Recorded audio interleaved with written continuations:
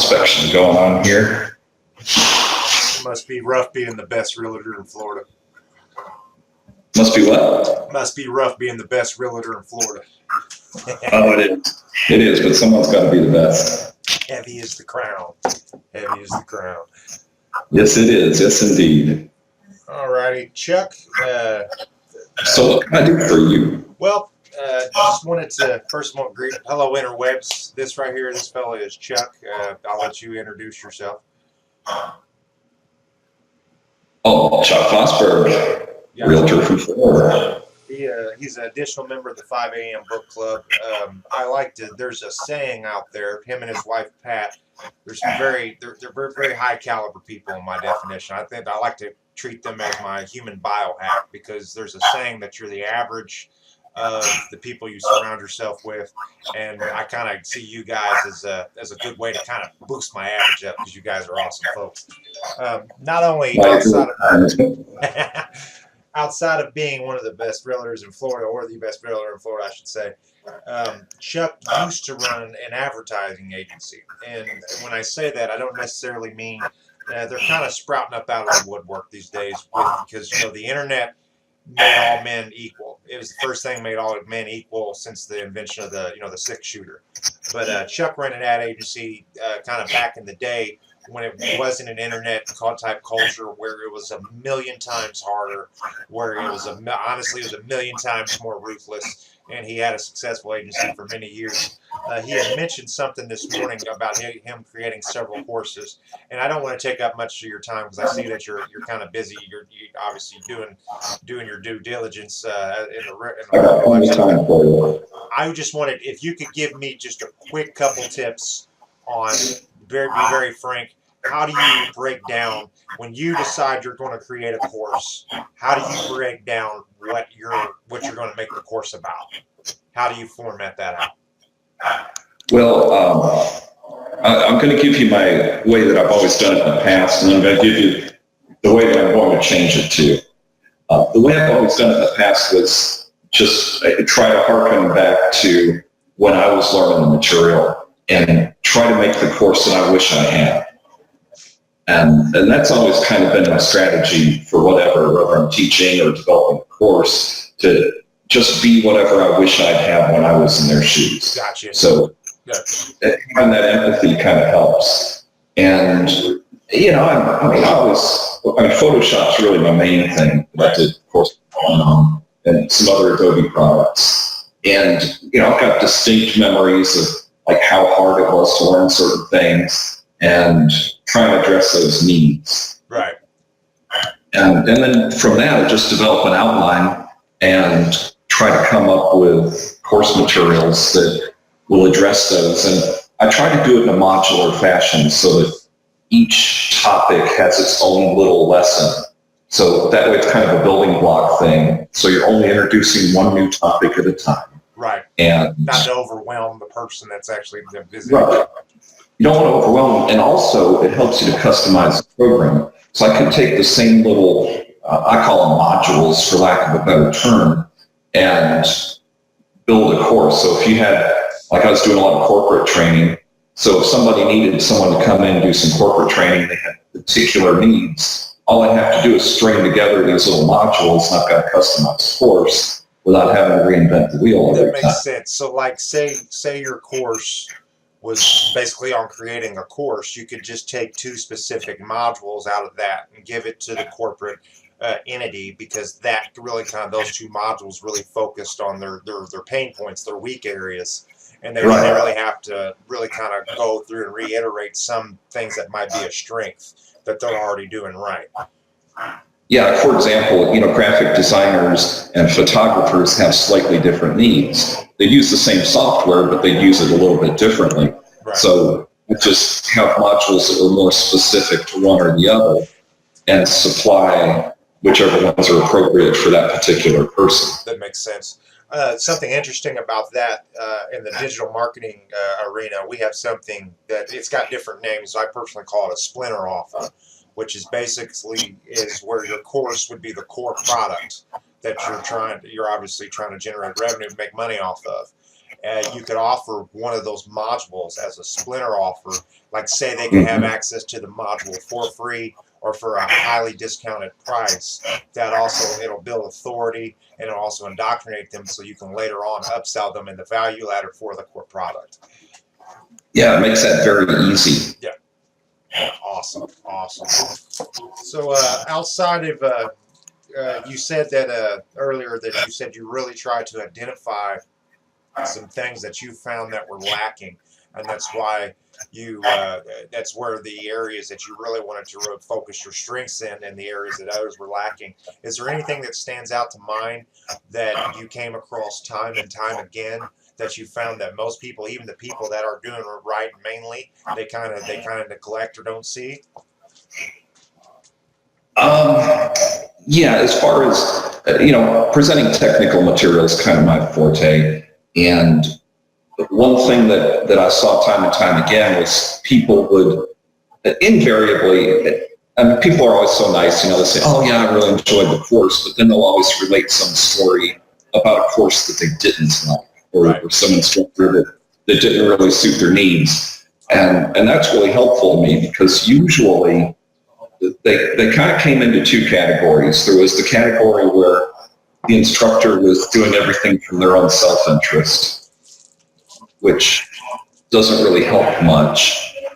And then the other thing was that the instructor would use acronyms, use terminology that they may or may not understand.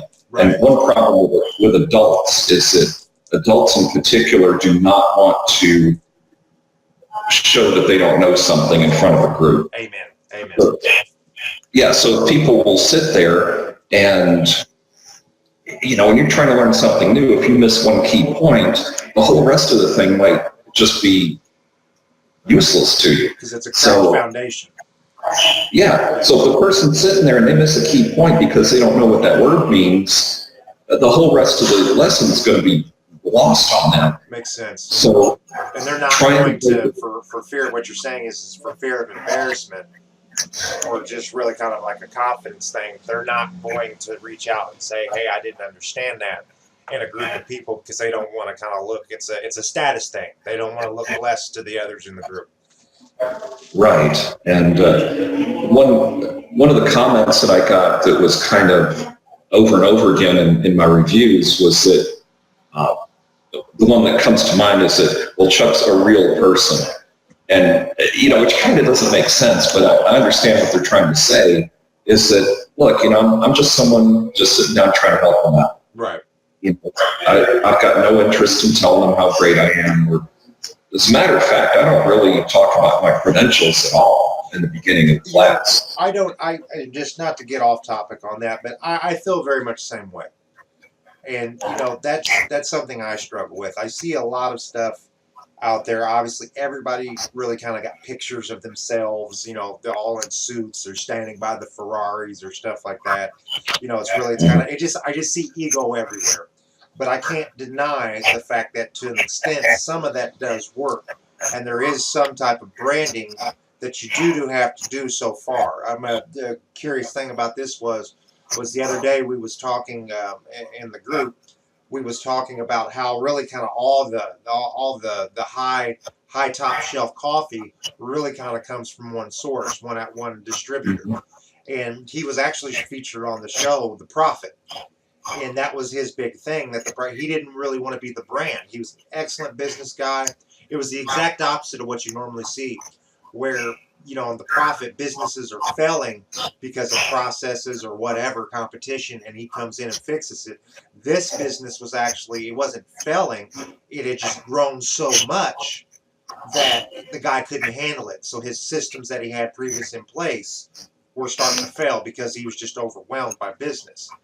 And that was one thing. He just really didn't want to make himself the brand.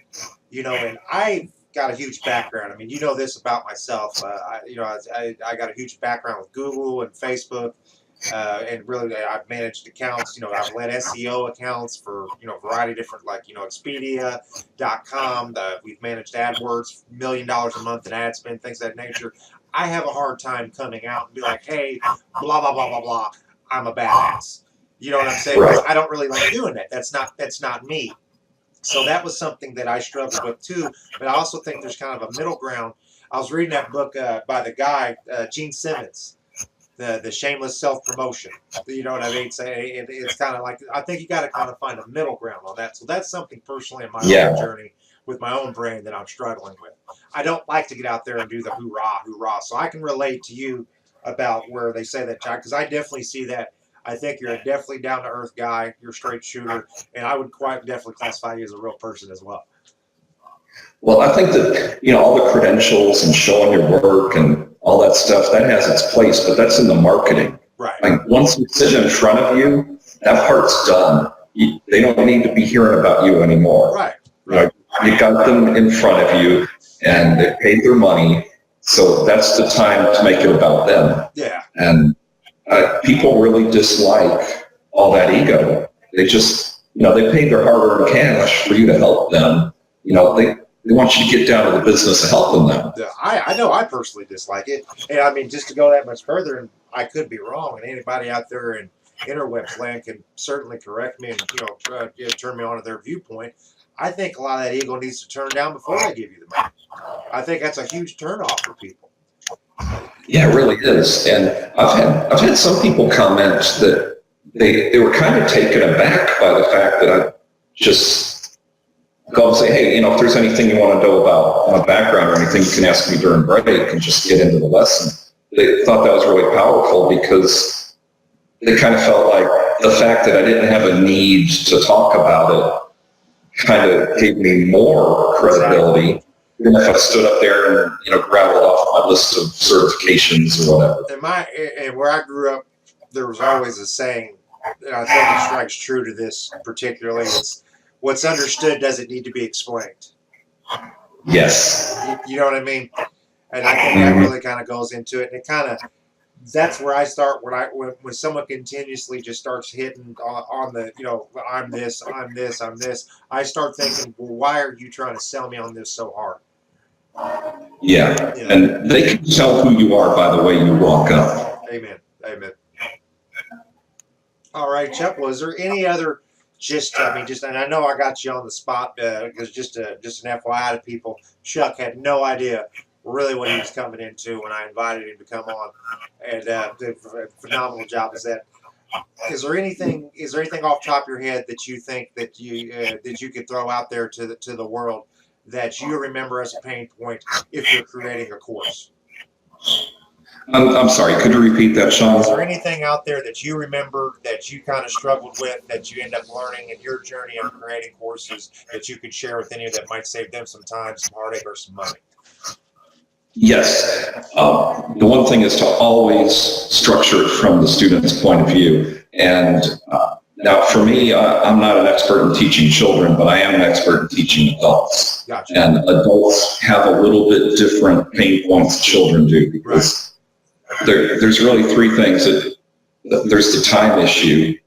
People need to know how much time is involved and what they're going to get at the end of that time. They don't want to waste time.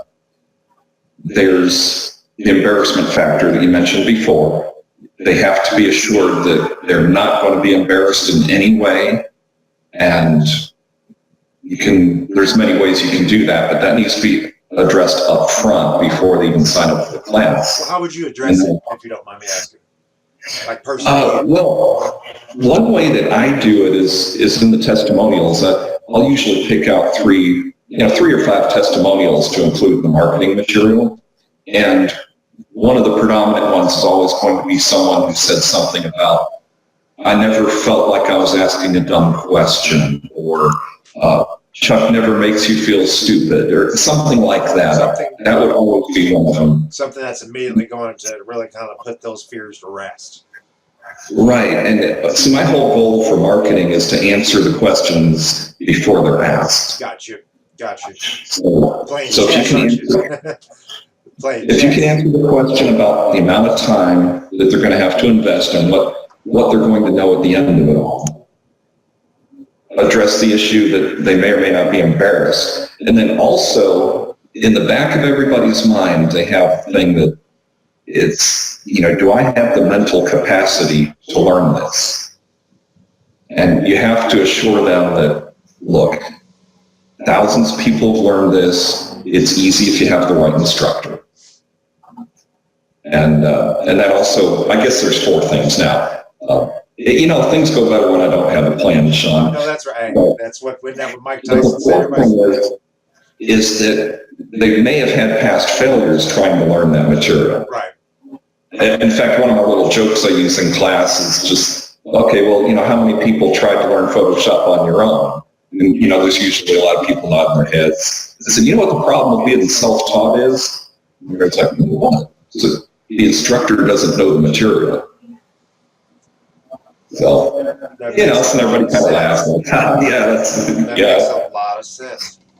So it justifies the failure. Well, the thing, here's where, because I'm a lot of my stuff was self-taught. That's really a little bit of my background.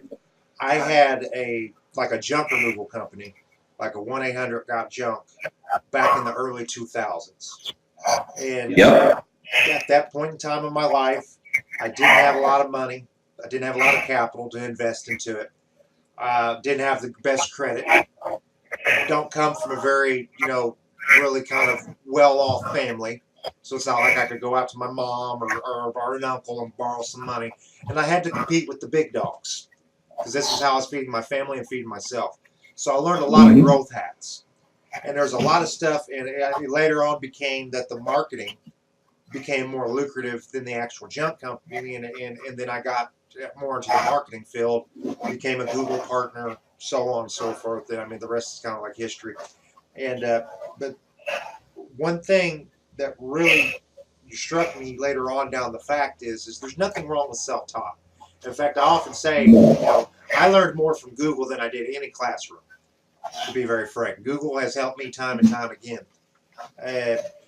But with me being on a self-taught course, I'm immediately putting out fires that are my focus. So I can easily bypass something that's fundamental that really would need to know, if you will. And later on down the line, I realized that it might be a gray area, so you kind of got to go back. So there's nothing wrong with being self-taught, but you definitely want to take the time and make the investment to do types of courses such as yours, to kind of get the perspective and get to really kind of pick the brains of people that have other systems to get that kind of bird's eye education, if you will. Yeah, and I don't mean to imply that there's anything wrong with being self-taught. You didn't. I was thinking that because I was very I was really with the marketing, and Same here. And but there was times because of that, because I went after specifically what I was after, that I left out things. You know what I mean? Because I might have skipped something because it wasn't necessarily what I was going for at that time. So I think that's a phenomenal point. I think that's a phenomenally powerful point right there. And also, if you have time, did you want me to touch on the stuff we were talking about this morning about asking people to tell you what they need to learn? Oh, yeah, absolutely. Go ahead. Because on my next course, this is what I'm definitely going to do, is to get involved in a Facebook group that focuses on whatever it is that I want to focus on. Get involved in the group first, and then after I'm involved in the group and people have seen that I'm participating, just ask, like, hey, what's the one thing you really want to know about this? And try to get about 100 people to answer the question, offer them something for free, just be upfront saying, look, I'm writing this course, and I want to know, what would you want to know if you were taking this course, and offer them that you can do the course for free just for answering this one question. Right. After I get finished. There is a gentleman named Ryan Levesque. He is the founder of the Ask Method, and he actually wrote a book named Ask. In fact, I don't see it on my shelf. It's somewhere floating around here. I got a couple different. But and I know we can't put that up next in the book club because I've used my couple votes past couple of times. It's your guys' turn. But that would be a great, and that's really kind of what that focuses on as well, is it takes a lot of the same digital marketing principles, but it really focuses on exactly what Chuck's saying, on more of a customer-centric approach. And developing earlier with a bill, and we're going to do a segment on this about the customer avatar and the buyer's persona. That's how they actually develop their customer avatars, is instead of just kind of really making educated guess or a hypothesis, they just basically they put a little bit of a budget, or they put some initiative towards asking people. They just literally ask people, and that helps them feel. And that's been a phenomenally successful program for a lot of people. Yeah, when I learned that, I was kicking myself in the butt because it sounds so simple. It's like, well, just ask. Right. And I'm like, oh, well, I never thought of that. And it's hard. And right. I mean, it's the simplest thing to do, but it's just kind of one of those things where we have to get past ourselves. Marketing is about other people. I mean, at the end of the day, any type of business is about service to other people. No matter what you're doing, it's kind of service to the client if you want to be successful. And we really we really have to get past ourselves. 1 second. I don't know if you can hear me, but I lost my sound from you for a second. Let me see if I can get that back real quick. You hear me? Hang tight just a second. Let's see what happened here.